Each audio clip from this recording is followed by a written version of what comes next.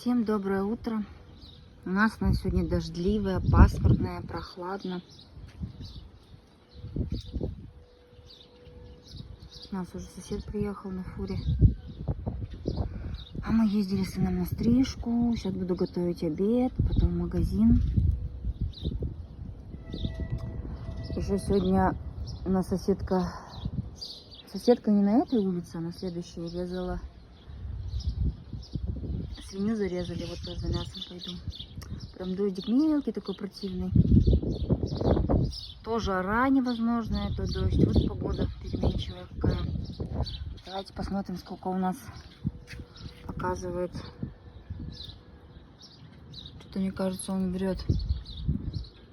14 градусов. А может нет.